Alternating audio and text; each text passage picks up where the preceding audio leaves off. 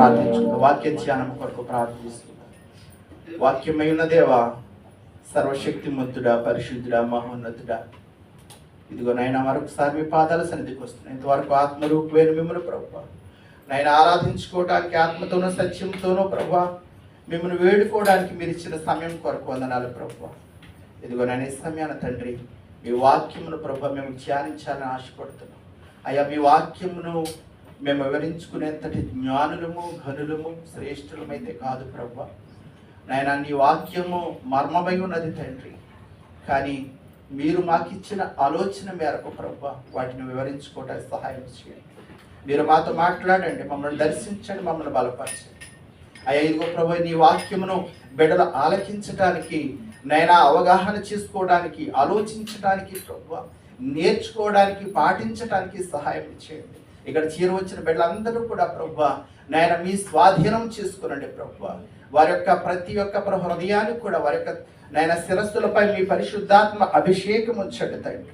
ఎవరి మనసులో కూడా ప్రభువా నాయన వారి హృదయాల ప్రభువా ఏ వ్యర్థమైన తలంపుల చేత నింపబడకుండా ప్రభువా నేను మీ వైపు కేంద్రీకరించండి. ఈ సమయం ప్రభువా ఇదిగో తండ్రి మీరు మాతో మాట్లాడుతున్నారని ఈ వాక్యమును ప్రభువా మరి నేర్చుకుని ప్రభువా పాటించడానికి తండ్రి నాయన వారి జీవితంలో మేలు పొందుకోవటానికి నాయన శరీర ఆత్మలను ప్రభువా మీ వైపు త్రిప్పుకోవడానికి తండ్రి సహాయం ఇచ్చేయమని చేరువచ్చిన బిడ్డలందరినీ కూడా మీ చేతులకు అప్పగించుకుంటూ నీ మందిరాన్ని మహిమ మేఘములతో నింపమని మా రక్షకుడైన యేసుక్రీస్తు ప్రభువారి ద్వారా ప్రార్థన అడిగి పొందుకొంచున్నాం తండ్రి. మన తండ్రి అయిన దేవుని నుండి ప్రభు యేసుక్రీస్తు ప్రభు సమాధానం కలుగుగాక. క్రీస్తునందు ప్రియ పరిశుద్ధ దేవుని బిడ్డలైన వారులారా, దేవుని మహావచనమైన కృపను బట్టి మన జీవితకాల పర్యంతంలో లెంట్లోని 2వ పునరుత్థాన ఆరాధనలో మనం ప్రభువుని ఆరాధించడానికి, దేవుని వాక్యమును వినడానికి దేవుడు మనకిచ్చిన సమయాన్ని బట్టి దేవునికి కృతజ్ఞతాస్తుతులు చెల్లించుకుంటున్నాం. ఈ లెంట్ కాలంలో మనకి ఈ యొక్క ఆల్టర్ యొక్క కలర్స్ పర్పుల్ అనే కలర్ మనకి కేటాయించబడుతుంది.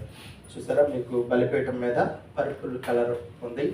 అలాగే మీ సేవకుడైన నా శరీరంపై కూడా ఈ యొక్క స్టోన్ పర్పుల్ కలర్. ఈ కలర్ 2 సమయాల్లో మాత్రమే మనకి ఉపయోగించబడతాయి, అంటే 2 కాలాల్లో. ఒకటి అడ్వెంట్ సీజన్, అంటే డిసెంబర్ నెలలో. డిసెంబర్ నెల అంటే ఏ నెల? క్రిస్మస్ నెల, అంటే దేవుని యొక్క రాకను సూచించే నెల ఇదనమాట. అడ్వెంట్ సీజన్కి ఈ పర్పుల్ వాడతారు. రెండవదిగా లెంట్ కాలం. లెంట్ కాలంలో ఈ పర్పుల్ అనేది వాడుతూ ఉంటారు. లెంట్ అనగానే మనకి ఏం గుర్తొస్తాయి? శ్రమలు. యేసు ప్రభు యొక్క శ్రమలు గుర్తొస్తూ ఉంటాయి. అంటే అడ్వెంట్ ఏమో దేవుని యొక్క అధికారం, రాజరికానికి గుర్తు. అనగా ఈ కలర్ దేని సూచిస్తుందంటే, నువ్వు క్రీస్తు కోసం జీవిస్తూ ఈ లోకంలో శ్రమ గనక అనుభవిస్తే, శ్రమలు అనేవి కలుగుతూ ఉంటాయి, అనుభవిస్తే క్రీస్తు ద్వారా ఒకరోజు అధికారాన్ని చేపడతావు. ఆయన యొక్క సింహాసనం పక్కన కూర్చుని నువ్వు ఒక అధికారిగా, ఆయన అంటూ ఉంటాడు కదా, అపోస్తుల 12 మంది శిష్యులు నాతో పాటు మీరు తీర్పు తీరుస్తారు, ఇది చాలదా అంటూ ఉంటారు పేతురుతో. కాబట్టి ఈ కలర్ అనేది శ్రమ, సఫరింగ్ను సూచిస్తుంది. రెండోది రాజరికాన్ని, అధికారాన్ని సూచిస్తుంది. సరే, నేటి పాఠంలోకి వెళదాం. లూకా సువార్త తెరిచి పట్టుకోనండి.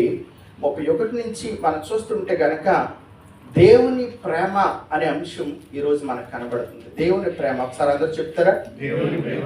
ఆ దేవుని ప్రేమ ఎలా ఉందో చూద్దాం నేటి పాఠంలో. లూకా సువార్త 13వ అధ్యాయము 31, 32 వచనాలు చూడమ్మా.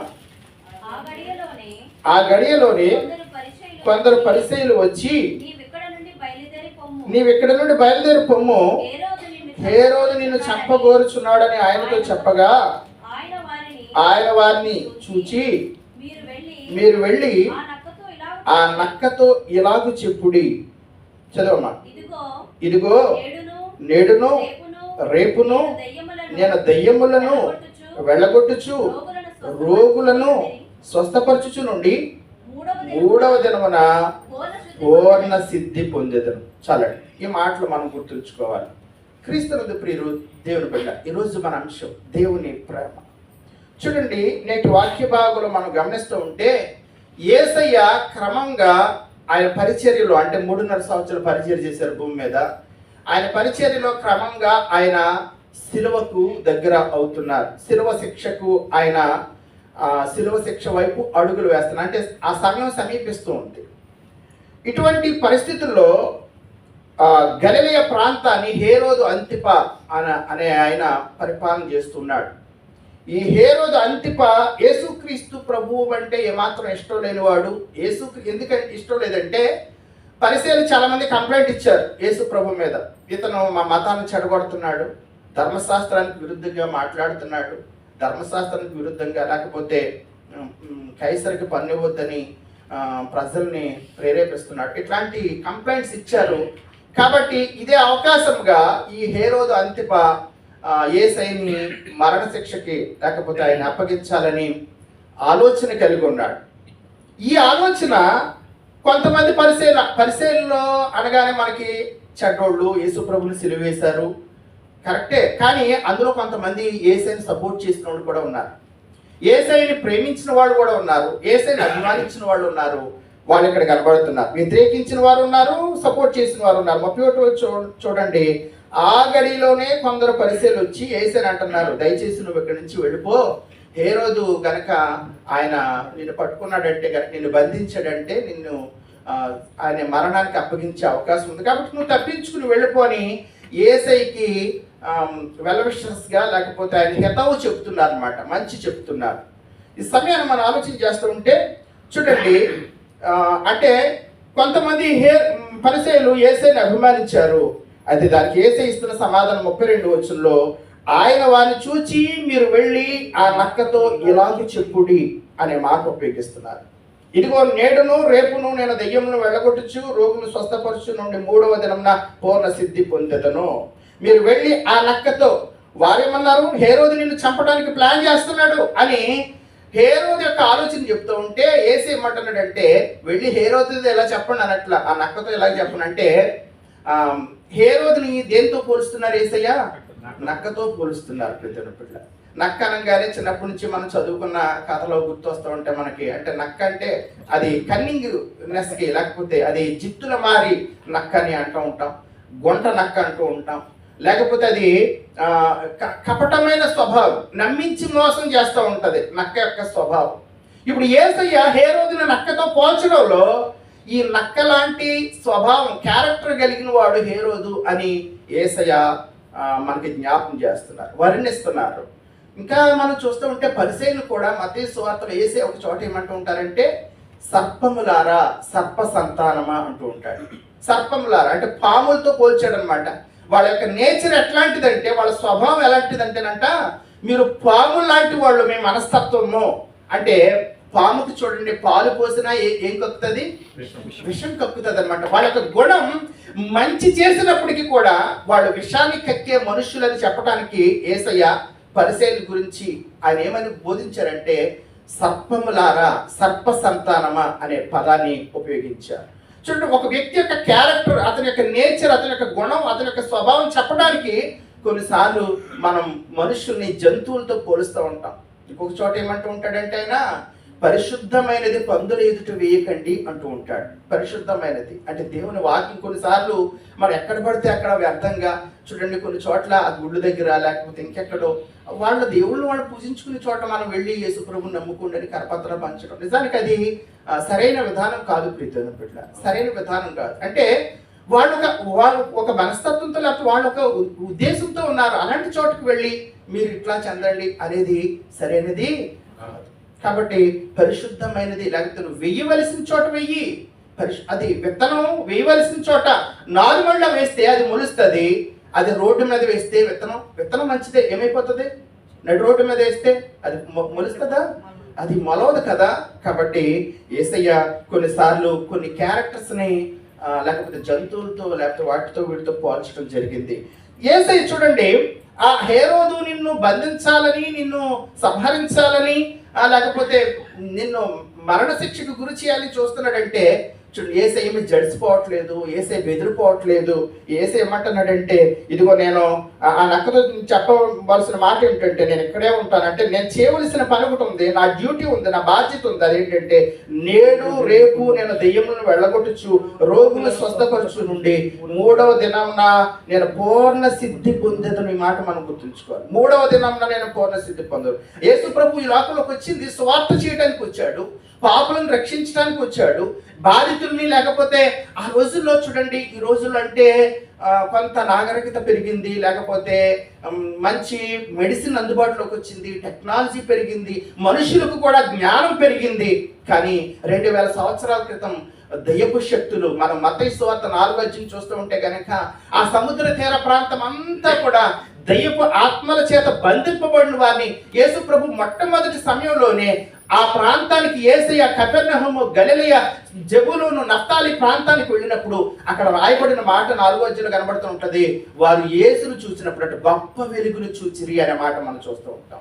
గొప్ప వెలుగును చూచిరి అంటే వెలుగు అనేది ధైర్యము, విడుదల, రెడెంప్షన్ ను సూచిస్తుంది అనమాట. గొప్ప అభయము ప్రియమైన బిడ్డలారా అనే విడిపించేవాడు వచ్చాడు కాబట్టి యేసులో గొప్ప వెలుగు, గొప్ప పరిష్కారం చూసాం. అలాగే ఇప్పుడు కూడా యేసే అంటున్నాడు, నన్ను ఎవరో బంధిస్తారని, లేకపోతే నన్ను అరెస్ట్ చేస్తారని నేను భయపడి నేను ఎక్కడికి వెళ్ళిపోవడానికి నేను సిద్ధంగా లేను. నేను దేనికోసం అయితే ఏ పర్పస్ నిమిత్తం ఈ లోకానికి వచ్చానో అది చేసే వెళ్తాను అని చెబుతూ, అంటే ఆయన బోధించవలసిన సువార్త చేస్తానని చెబుతూ 3వ దినాన పూర్ణ సిద్ధి పొందుతాను అనే మాట ఖచ్చితంగా అక్కడ జ్ఞాపకం చేస్తున్నాడు. పూర్ణ సిద్ధి లేకపోతే 3వ దినం అన్న మాట, 3 అనేది బైబిల్ ఎక్కడ వచ్చినప్పుడు కూడా యేసయ్య పునరుత్థానానికి అది సూచనగా ఉందన్నమాట. యేసుక్రీస్తు ప్రభు యొక్క పునరుత్థానం. యేసుక్రీస్తు ప్రభువు పరిపూర్ణుడు ఎప్పుడయ్యారంటే, ఆయన శిలువలో ఆయన చనిపోయి మన కోసం శ్రమ పెట్టబడి గాయములు పొంది 3వ దినాన ఆయన పాతి పెట్టబడి 3వ దినాన పునరుద్ధానుడిగా తిరిగి లేచినప్పుడు ఆయన పూర్ణ సిద్ధి పొందాడు. ఆయన రక్షకుడని ప్రజలందరికీ తెలియబడింది. కాబట్టి ఆయన అంటున్నాడు, నేను పూర్ణ సిద్ధి పొందవలసి ఉన్నది. కాబట్టి అది జరిగే వరకు కూడా నేను ఎక్కడికి వెళ్ళను అని యేసు ప్రభు వారు మాట్లాడుతున్నారు. 3 అనే అంక ఆయన యొక్క పునరుత్థానానికి, అంటే గుడ్ ఫ్రైడే రోజు ఆయన సిలువ వేయబడ్డారు, ఆదివారం తిరిగి లేచారు, అది 3వ దినాన్ని సూచిస్తుంది. సరే, 34వ వచనంలోకి వెళదాము. ఇప్పుడు యేసయ్య ఏమంటున్నారంటే 34వ వచనంలో, యెరూషలేమా యెరూషలేమా ప్రవక్తలను చంపుచు నీ వద్దకు పంపబడిన వారిని రాళ్లతో కొట్టుచు ఉండుదానా? కోడి తన రెక్కల క్రిందకు పిల్లల్ని ఎలాగూ చేర్చుకున్నావు, అలాగే ఎన్నో మార్లు నేను నీ పిల్లల్ని చేర్చుకుని ఉంటుంది కానీ మీరు వల్లకపోతుంది. క్రీస్తునందు ప్రియమైన బిడ్డలారా, యేసుక్రీస్తు ప్రభువారు, యెరూషలేము అంటే ఊరు పేరు కదా, లేకపోతే ప్రాంతం పేరు. కానీ యెరూషలేమని పిలవడంలో ఊరిని పిలుస్తున్నట్టు కాదు, అక్కడ ఉన్న ప్రజలను దేవుడు పిలుస్తున్నాడు అనమాట. ఇశ్రాయేలుని పిలుస్తున్నాడు ప్రియమైన బిడ్డలారా. కాబట్టి ఆ ప్రాంతంలో ఉన్న ప్రజలందరినీ ఆ యెరూషలేమని పిలుస్తూ ఏమంటున్నాడంటే, మీ గుణం ఎలాంటిదంటే ప్రవక్తల్ని పాత నిబంధన కాలం నుంచి కూడా చంపుచూ వచ్చారు అని చెప్పుచు, అంటే పాత నిబంధన కాలం నుంచి ప్రవక్తల ద్వారా నా ప్రేమను మీకు చూపించాలనుకున్నాను, నా మాటను మీకు వినిపించాలనుకున్నాను, నా వైపు మిమ్మల్ని తిప్పుకోవాలనుకున్నాను, కానీ మీరు తిరగలేదు, మీరు నా రెక్కల కిందకి రాలేదు అని యేసుక్రీస్తు ప్రభు వారు దేనితో పోల్చుకుంటున్నారంటే, ఒక కోడి తన పిల్లలకు, దానికి ఏదైనా ఆ పిల్లలకు ప్రమాదం వచ్చినప్పుడు రెక్కల్ని ఎలాగ పెద్దది చేస్తుందో, ఒక కోడితోటి తన ప్రేమను చెప్పటానికి అలాగూ పోల్చుకుంటున్నాడు. ప్రియమైన బిడ్డలారా, కొంతమంది లేకపోతే క్రైస్తవులు కాని వారు ఏంటి వాళ్ళ దేవుడు కోడితో పోల్చుకోవడం ఏంటి? ఆదివారం అన్నిటికంటే ఏది ఎక్కువ తెగిపోతుంది, ఎక్కువ ఏది కట్ అవుతుంది? కోడే కదా. ఎక్కువ కట్ అయ్యేది ఎక్కడైనా సరే కోడి, అంటే బలహీనమైంది, చాలా తొందరగా దొరుకుద్ది, తొందరగా అందరికి ఆహారం మొత్తం. వాళ్ళ దేవుడు కోడితో పోల్చుకున్నాడు ఏంటి అని అనుకోవడం నేను చదువుకునేటప్పుడు విన్నాను. ప్రియమైన బిడ్డలారా, ఈరోజు ఒక జవాబు చూద్దాం. యోబు గ్రంథం 39వ అధ్యాయము 13 నుంచి 15 వచనాలు చూద్దాం. యోబు గ్రంథం 39వ అధ్యాయము 13 నుంచి 15 వచనాలు. నిప్పుకోడి సంతోషము చేత రెక్కలను ఆడించును, రెక్కలను వెంట్రుకలను దానికి ఉన్నందున అది వాత్సల్యము కలిగి ఉన్నదా? లేదు సుమి, అది నేలను దాని గుడ్లను పెట్టును, ధూళిలో వాటిని కాచును, దేని పాదమైన వాటిని త్రొక్కవచ్చునని అయినను అడవి జంతువు వాటిని చితక త్రొక్కవచ్చునని అయినను అనుకొనకయే ఉన్నది. గమనించండి, ఇది నాన్న యేసయ్య ఒక కోడిని ఉదాహరణగా చూపిస్తున్నారు. అంటే ఈ దేవుడు కోడిని అంటే వాడని కాదు సుమా, ప్రేమను చెప్పడానికి ఆ పదం వాడేది అంతే. ఇంకొక పక్షుల్లో అన్నిటికంటే పెద్ద పక్షి, బలమైన పక్షి ఏంటంటే ఆస్ట్రిచ్. అదే ఇక్కడ చదువుకుంటున్నాం, నిప్పుకోడి. నిప్పుకోడి ఇంగ్లీష్లో అయితే ఆస్ట్రిచ్ అంటూ ఉంటాం. ఈ నిప్పుకోడి అనే పక్షి జాతిలోనే బలమైన పక్షి. అది సుమారు ఇంచుమించు 70 నుంచి 75 కేజీలు బరువు ఉంటూ ఉంటుందంట. దాని కంటి చూపు 2 కిలోమీటర్ల దూరంలో ఉన్న శత్రువును కానీ 2 కిలోమీటర్ల దూరంలో ఉన్న వస్తువు కానీ అది చూడగలిగిందంట. ఇంచుమించు 100 కేజీల బరువు ఉంటుందంట నిప్పుకోడి. ఇంకా చెప్పాలంటే కనుక దాని యొక్క వేగం చిరుతపులి కంటే వేగంగా పరిగెట్టగలదంట. చిరుతపులి అనేదే వేగంగా పరిగెట్టగలదు, దానికంటే వేగంగా పరిగెట్టగలదు. పులితో కూడా పోరాడి జయించగలిగిన బలం దానికి ఉందంట. దేనికంటే ఆస్ట్రిచ్కి, నిప్పుకోడికి. ఈ ఆస్ట్రిచ్ కూడా, నిప్పుకోడి కూడా గుడ్డు పెడతా ఉంటుంది. అది అనేకమైన గుడ్లు పెడుతుంది. గుడ్లు పెట్టినప్పుడు అది ఇంచుమించు 30-40 పెడతా ఉంటుందంట. దాని గుడ్డు బరువు వచ్చి కేజీ నుంచి కేజీన్నర ఉండొచ్చుంట. దాని యొక్క షెల్ కూడా చాలా గట్టిగా బలంగా ఉంటుందంట. మనిషి కూర్చున్నా కానీ పగలనంత బరువు. అయితే విచారకరమైన విషయం ఏంటంటే యోబు గ్రంథం ద్వారా ఈ నిప్పుకోడిని గురించిన ఇన్ఫర్మేషన్ దేవుడు మనకిస్తున్నాడు. దాని యొక్క స్వభావం గురించి మనకిస్తున్నాడు.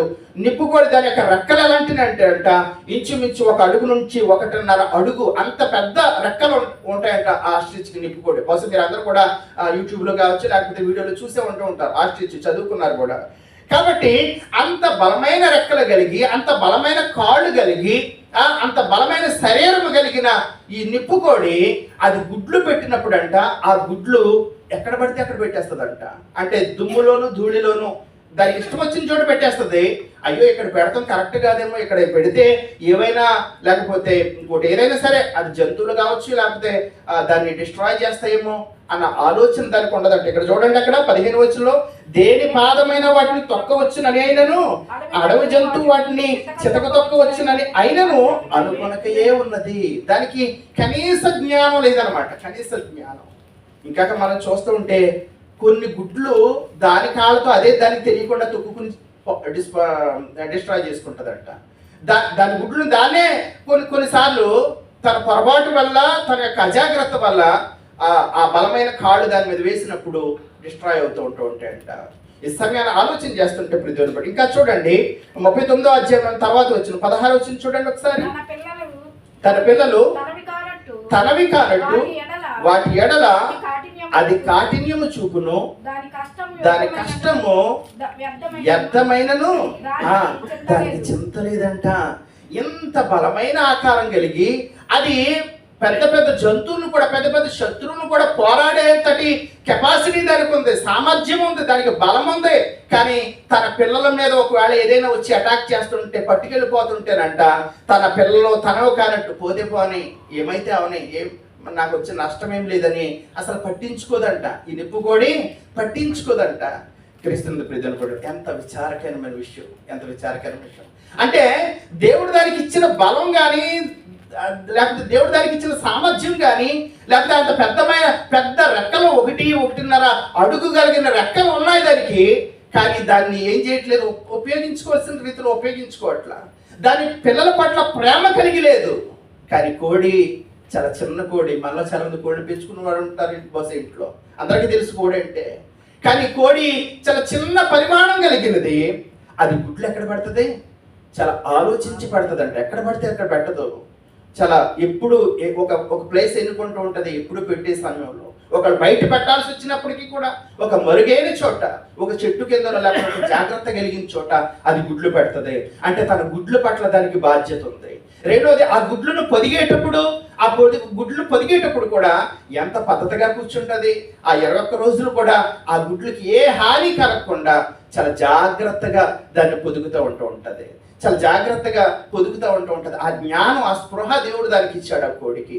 అంతేకాదు ఆ యొక్క ఎగ్స్ పిల్లలైన తర్వాత, పిల్లలుగా బయటకు వచ్చిన తర్వాత, ఇప్పుడు ఒకవేళ కనుక కొన్నిసార్లు పిల్లులు వస్తూ ఉంటాయి, పిల్లులు తరిమేస్తూ ఉంటుంది, పాము వస్తూ ఉంటుంది, ఒకవేళ పామునైనా సరే పోరాడుతూ ఉంటూ ఉంటుంది. కొన్నిసార్లు గద్ద వస్తూ ఉంటూ ఉంటుంది, కాకి వస్తూ ఉంటూ ఉంటుంది. అది కాకిగా గద్ద అయితే ఇంకా దాని బలం ఎక్కువ, కోడి కంటే బలం ఎక్కువ కదా, నేను వీక్ కదా అని అది వెనకుండిపోదంట. అది కదా మనందరూ తెలుసు. అది ఆగిపోదు. నువ్వు ఎక్కువైతే నాకెందుకు, ముందు నాకున్న బలం వరకు నా పిల్లలకి ఏ హాని కలగకుండా నీతో పోరాడే తీరతాను, నీతో గద్దతోనేనా? అవసరమైతే మన కోడే అనుకోండి, పిల్లలు కనుక మనం ఏదైనా చేస్తే కనుక పుట్టిన పిల్లల్ని మన మీద కూడా అది పొడవడానికి మీదకి వస్తుంది అనమాట. అంటే అవతల వ్యక్తి ఎవడన్నది చూడదు, తన పిల్లల పట్ల దానికి ఉన్న కేరింగ్ చూస్తే కనుక, బాధ్యత చూస్తే కనుక తన ప్రాణం ఉన్నంత వరకు కూడా ఆ బిడ్డలకు ఏదైనా హాని జరిగిస్తే, అది మనిషి కావచ్చు, కాకి కావచ్చు, గద్ద కావచ్చు, పాము కావచ్చు, ముంగిసి కావచ్చు, దేనితో అయినా సరే అది ఏం చేస్తుంది? పోరాడుతుంది అనమాట. అది దాని ప్రేమ, దాని బాధ్యత, దేవుడికి దానికి ఇచ్చిన జ్ఞానం, పరిజ్ఞానం. దీనికి ఎంత పెద్ద రెక్కలు ఉంటే మాత్రం ఏ లాభం, ఎంత లేకపోతే 70 కిలోమీటర్ల వేగంతో పరిగెట్టగలిగిన కెపాసిటీ ఉంటే మాత్రం ఏమి లాభం? దాని పిల్లల్ని అది రక్షించుకునేంతటి జ్ఞానం కానీ, ఆలోచన కానీ, బుద్ధి కానీ నిప్పుకోడికి లేదంట. ప్రీతుల బిడ్డ లేప్పుడు లేదు. ఈ సమయాన్ని దేవుడు దేనితో కొలుస్తున్నట్టు తెలుసా?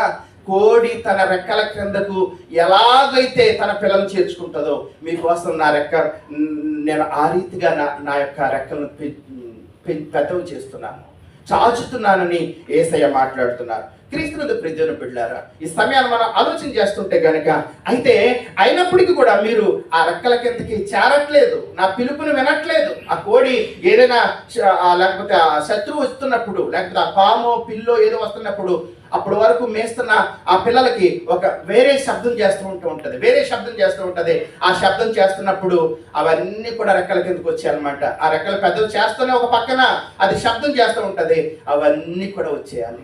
యేసయ్య కూడా అంటున్నారు ఇంకొక దాంతో పోలుస్తూ యోహాను సువార్తలో, నా గొర్రెలు నా స్వరం వినను, అవి నన్ను వెంబడించు.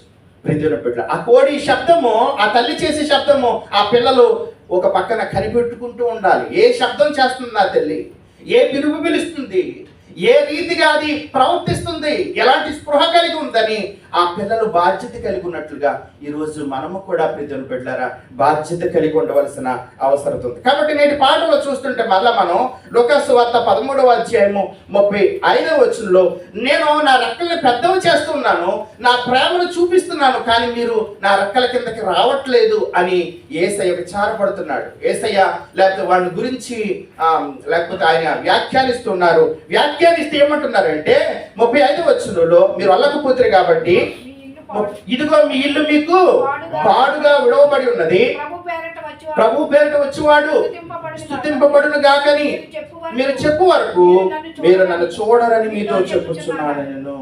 నేను పిలుస్తుంటే మీరు రావట్లేదు కాబట్టి, మీరు నా యొక్క సహవాసంలో చేరట్లేదు కాబట్టి యేసయ్య కోపం వచ్చింది. ఇప్పుడు యేసయ్యకి ఆగ్రహం వచ్చింది. యేసయ్య అంటున్నాడు, నేను పిలవగా మీరు వినట్లేదు కాబట్టి, ఇదిగో ప్రభు పేట వచ్చేవాడు స్తుతింపబడుగా కానీ ఒకరోజు మీరు చెప్తారు, ఆ రోజు వచ్చే వరకు కూడా నేను మీ ముఖం చూడను, మళ్ళా యెరూషలేము రాను అంటున్నాడు. ఎప్పుడు ప్రభు పేట వచ్చేవాడు స్తుతింపబడుగా కానీ చెప్పారు? ఒకసారి చూద్దాం. ఇదే లూకాసు వార్త 19వ అధ్యాయము 38వ వచనం చూడండి. అప్పుడు చెప్పారు మళ్ళా ఇశ్రాయేలీయులు అందరూ. లూకాసు వార్త 19:38, ప్రభు పేరట వచ్చు రాజు స్తుతింపబడును గాక, పరలోకమందు సమాధానమును సర్వోన్నతమైన స్థలములలో దేవునికి. ఇది ఈ ప్రభు పేట వచ్చి రాజు స్తుతింపబడును గాక నీ పలికిన ఆ పలుకు ఎప్పుడుదంటే, ఆ జయధ్వానం యేసయ్య అప్పుడు గాడిద మీద వస్తున్నారన్నమాట యెరూషలేముకి. యేసయ్య మట్లా ద్వారా రోజున గాడిద మీద వచ్చాడని మనందరం కూడా మట్టలు పట్టుకుని జై జయధ్వానాలు పలుకుతాం కదా, హోసన్నా హోసన్నా అని. అంటే ఇప్పుడు ఇదిగో నేను నా రెక్కలు పెద్దవి చేస్తుంటే, నేను ప్రేమతో పిలుస్తుంటే మీరు నా పిలుపు వినట్లేదు కాబట్టి, మరలా నేను మట్లాది వారం రోజున యెరూషలేముకి వచ్చే వరకు కూడా నేను మళ్ళీ యెరూషలేముకి రాను అని యేసయ్య తన ఆగ్రహాన్ని వెళ్ళగొడుతున్నారు. నిజానికి రాలేదు కూడా ప్రతిని పెట్టారు, నిజానికి అప్పటి వరకు కూడా రాలేదు. కాబట్టి యేసయ్య ఇప్పుడు యెరూషలేముని విడిచి వెళుతున్నారు. అయితే యెరూషలేములోనే ఆయన మరణించవలసి ఉన్నది. ఈ సంగతులన్నీ ఆయనకి తెలుసు. సరే, నేటి పాత నిబంధన పాఠంలోనికి వెళదాం. ఆదికాండం 15వ అధ్యాయం నుంచి కూడా కొన్ని తలంపులు మీతో పంచుకోవాలని ఆశపడుతున్నాను. ఆదికాండం 15వ అధ్యాయము 9-10 వచనాలు అక్కడ చూద్దాం. అక్కడ ఒక మాట వినండి. దేవుడు అబ్రహామును పిలిచినప్పుడు అబ్రహాము ఒక బలి నేర్పిస్తున్నాడు. అది దేవుడు చెప్పిన బలే.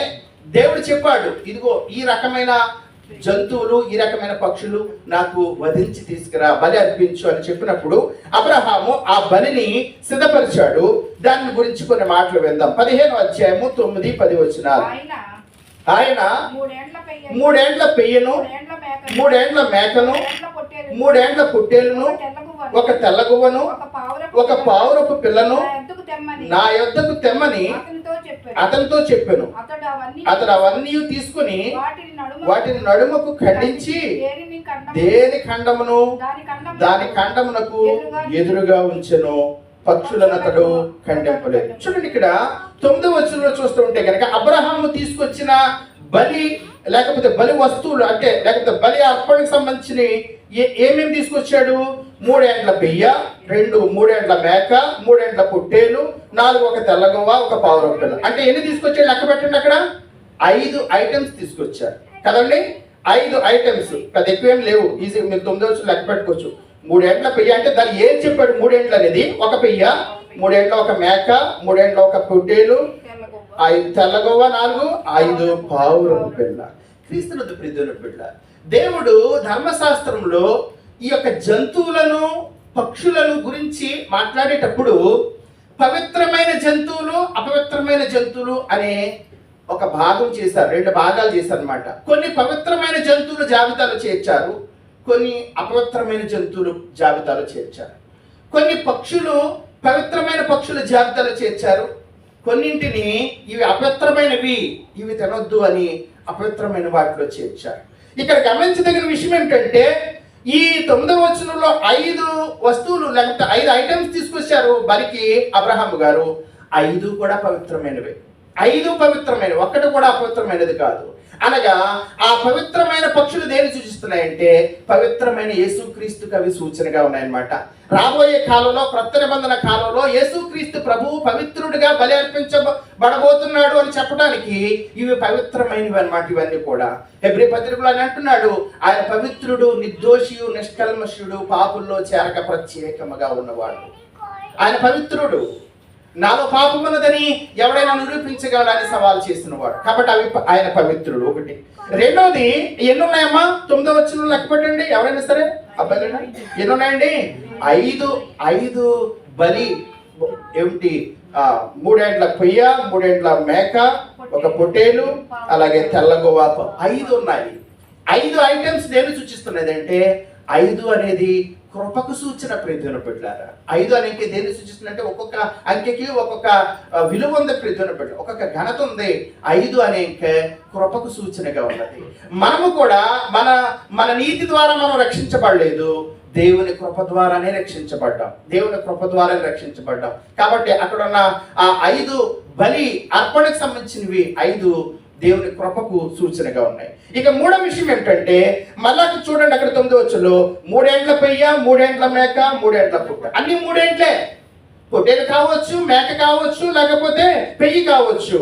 అంటే లేకపోతే అదే పోడే దూడ అన్నమాట, మగ దూడ. ఏదైనా 3 ఏండ్లే. ఈ సమయాన్ని ఆలోచన చేస్తుంటే ప్రియమైన బిడ్డలారా, ఆ 3 అనే అంకె కూడా ఇందాకే మనం సువార్త పాఠంలో చెప్పుకున్నాము. 3 అనే అంక యేసయ్య పునరుత్థానానికి సూచనగా ఉన్నది. ఆయన గుడ్ ఫ్రైడే రోజున శుక్రవారం ప్రభు పాపి కోసము, ఆయన కల్వరి శిలువలో మనందరి కోసము ఆయన సిలువ వేయబడి, ఆయన కొరడాలతో కొట్టబడి, ఉమ్ములు వేయబడి, బలెపు పోట్లు పొంది, కొరడాలతో ఆయన కొట్టబడి, ముళ్ళ కిరీటం పెట్టబడి, తిరిగి చనిపోయి ఆదివారం పునరుద్ధానుడిగా లేపబడబోతుంది. 3వ దినాన్ని తిరిగి లేచాడు. కాబట్టి అక్కడ చూసారా 9వ వచనంలో 3 ఏండ్ల పెయ్య. పరిశుద్ధ ఇక్కడే కాదండి, పరిశుద్ధ గ్రంథంలో ఇంచుమించుగా ఎక్కడ 3 అనేక వచ్చినా యేసయ్య పునరుత్థానానికి అది సూచనగా ఉన్నది, పునరుత్థానానికి సూచనగా ఉన్నది.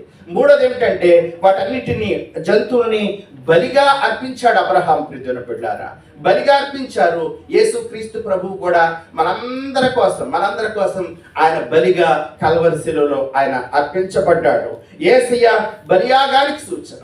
సువార్త పాఠంలో దేవుని ప్రేమను మనం చూస్తున్నాము. దేవుని ప్రేమ ఎంత గొప్పదో అంటే ఆయన ప్రేమను చెప్తున్నారు.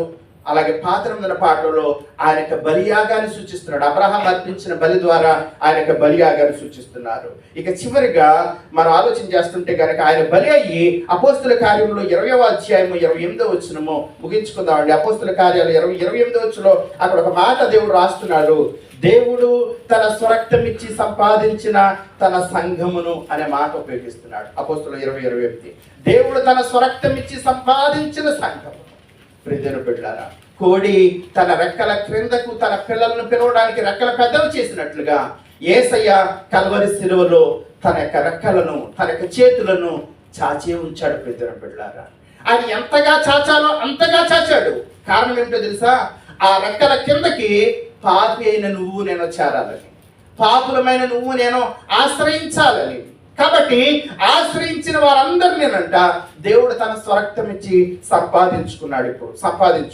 ఇప్పుడు సంపాదించుకున్న మనము మన గురి ఏమై ఉండాలి, మన నిరీక్షణ ఏమై ఉండాలంటే పత్రిక పాఠము ఫిలిప్పీ పత్రిక 3:20-21 వచనాల్లో పౌలు గారు అంటున్నారు, మన పౌరస్థితి పరలోకమందున్నది, అక్కడ నుండి ప్రభు అయిన యేసు క్రీస్తు అను రక్షకుని నిమిత్తము కనిపెట్టుకుని ఉన్నాం. క్రీస్తునందు ప్రియమైన బిడ్డలారా, మనల్ని తన యొక్క శిలువ రక్తం ద్వారా తన బలియాగం ద్వారా తన సంఘములో చేర్చుకున్న ఈ విమోచకుడు, ఈ రక్షకుడు, ఈ పునరుద్ధారుడు మళ్ళా రెండవ రాకలో రాబోతున్నాడు. రెండవ రాకలో ఆయన మేఘాల మీద రాబోతున్నాడు. ఆ రెండవ రాకలో వచ్చేటప్పటికి నువ్వు సిద్ధపడి ఉండాలంట. నువ్వు నేను సిద్ధపడి ఉండాలి. నువ్వు నేను ఎదురు చూస్తూ ఉండాలి. ఆ సిద్ధపాటు ఎలాగా? సిద్ధపాటు అంటాను ఉంటాం. కానీ ఆ సిద్ధపాటు చూడండి 21 వచనంలో చెప్తున్నాడు, సమస్తము తనకు లోపరుచుకున్న జాలి శక్తిని బట్టి మన దేన శరీరమును మహిమగల శరీరముగా మనం మార్చుకోవాలంట.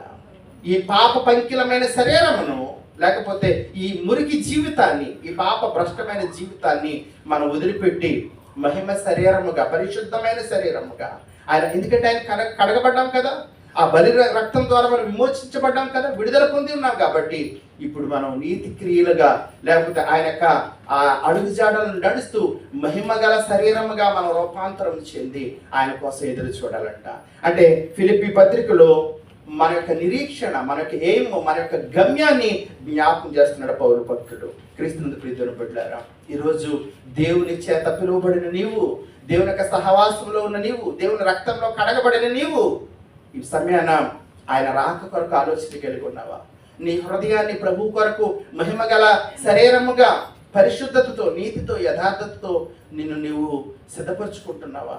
ఒకవేళ ఇంకా గనక నీలో ఏదైనా చెడు, లేకపోతే ఏదైనా కల్మషం ఉంటే గనక యేసయ్య తన రెక్కల కిందకి ఇంకా పిలుస్తూ ఉన్నాడు.